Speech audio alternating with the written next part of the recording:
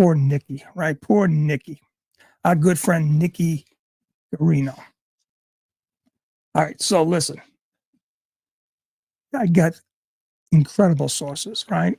And as luck would have it, Nicky was caught on a phone call with his mother. Okay. And the conversation was, oh, Nicholas. I don't know if she's Italian. I just figured he's Italian.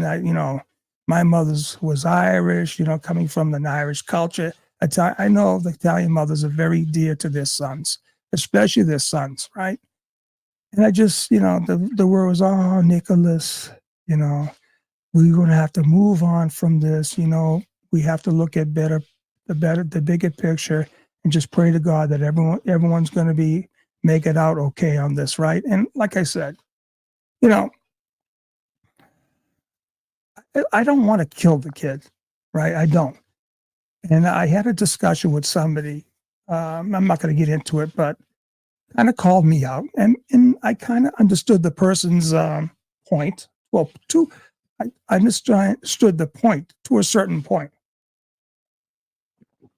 but nobody, everyone wants to protect the cops in this. And now listen, there's a lot of good cops. There really are.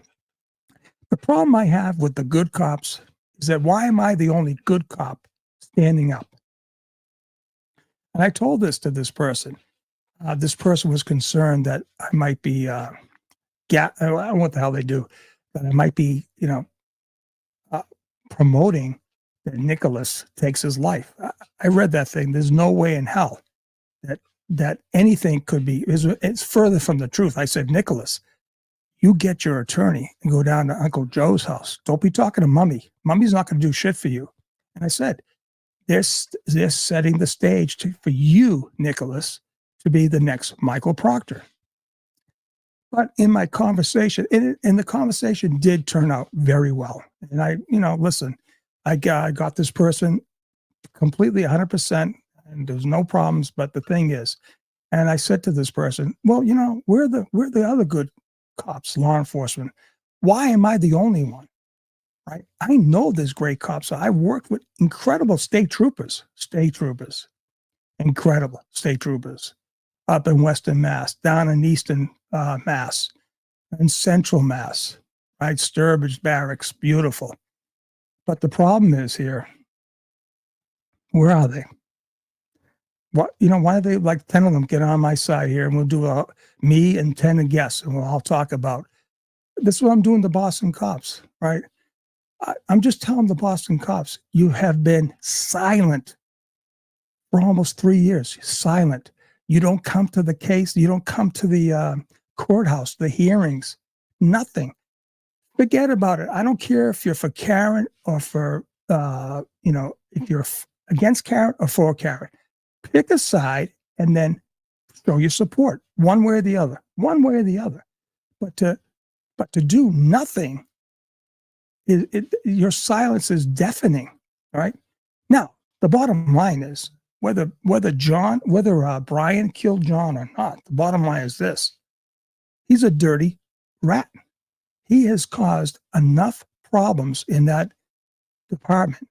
He's broken every violation there is, whether it's a criminal violation upon his own troops, he broke the moral code. I'm sure they have a moral regulation, right? Dating married women on the job with their married husband on the job. Here you go. There's 3 guns.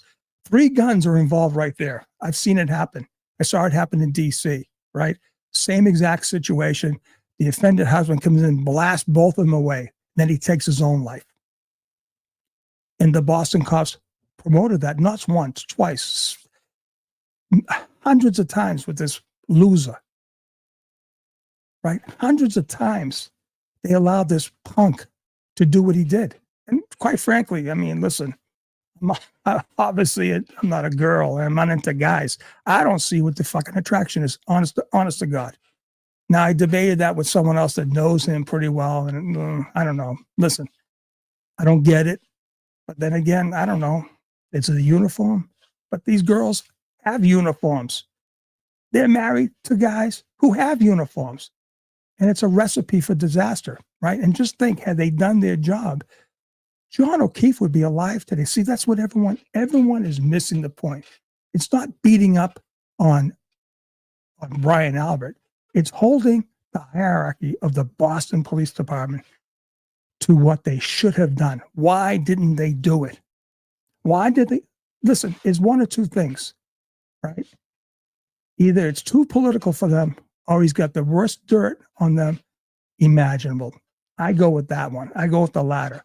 I go with the fact that he's got a book and he basically made it known. I go down, we all go down. And guess what? He probably has it.